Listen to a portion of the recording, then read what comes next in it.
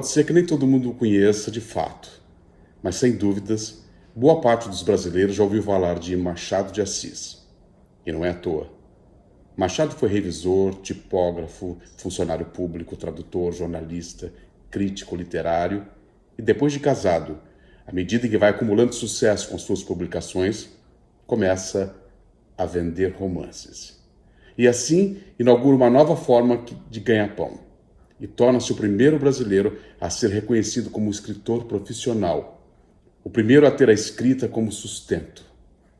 Além disso, foi um dos fundadores da Academia Brasileira de Letras, ao lado de nomes como Arthur Azevedo, Graça Aranha e Olavo Bilac. Mas não pense que foi fácil, não.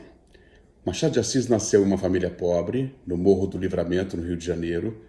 Seus avós paternos foram escravos, seu pai era pintor de paredes, sua mãe era lavadeira, e embora vivesse em uma casa na zona rural, teve a sorte do terreno ter sido loteado, tornando-se parte do tecido urbano do Rio de Janeiro. E com a urbanização, chegou à escola gratuita. Mas foi na missa que ele se interessou pelos estudos a partir do latim, aprendido com o padre Sarmento. Com 10 anos, quando a sua mãe morreu, seu pai casou de novo com uma quituteira e eles foram morar mais perto do centro. Foi quando ele começou a frequentar a Biboca do seu Francisco de Paula Brito, uma mistura de livraria, tipografia e loja de conveniência, além de ser ponto de encontro dos escritores do bairro. Dizem que ele não era um homem bonito, mas que era culto e elegante. E dizem também que quando casou com Carolina Xavier de Novaes, uma imigrante portuguesa, muito culta e alfabetizada, encontrou, além do amor, uma parceira intelectual, introdutora de novidades, comentadora e eventual revisora de textos. Muito interessado e esforçado, teve que lutar para subir socialmente e respeitado intelectualmente. Machado de Assis é considerado por muitos um dos maiores escritores, se não o maior nome da literatura do Brasil. Considerado um dos grandes gênios da história da literatura, ao lado de Shakespeare, Dante e Camões. Para o crítico literário norte-americano Harold Bloom, ele é considerado o maior escritor negro de todos os tempos. Testemunhou a abolição da escravatura e a mudança política do país quando a República substituiu o Império, além das diversas reviravoltas do mundo entre o final do século XIX e o início do XX, tendo sido um grande comentador e relator dos eventos sociais e políticos da sua época. Ele foi poeta, romancista, cronista, dramaturgo, contista, folhetista, jornalista, crítico literário. Escreveu em praticamente todos os gêneros literários. Há muitos caminhos para o conhecer. Memórias Póstumas de Brás Cubas, por exemplo, é considerado por muitos a primeira narrativa fantástica do Brasil. E é uma das obras mais revolucionárias e inovadoras da literatura brasileira.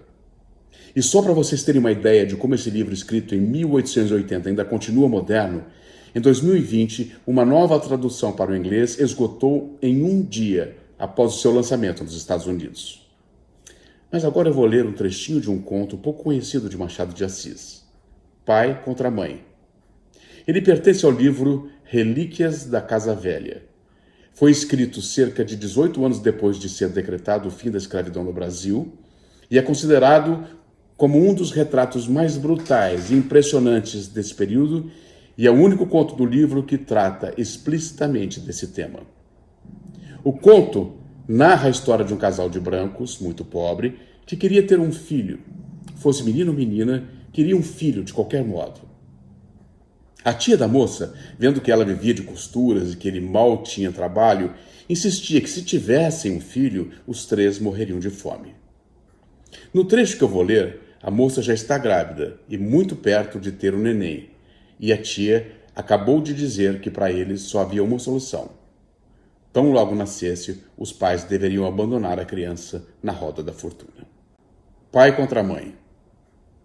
Vocês devem tudo. A carne e o feijão vão faltando. Se não aparecer algum dinheiro, como é que a família há de aumentar? E depois, há tempo. Mais tarde, quando o senhor tiver a vida mais segura, os filhos que vierem serão recebidos com o mesmo cuidado que este, ou maior. Este será bem criado, sem lhe faltar nada. Pois então a roda É alguma praia ou monturo? Lá não se mata ninguém, ninguém morre à toa, enquanto que aqui é certo morrer se viver à míngua.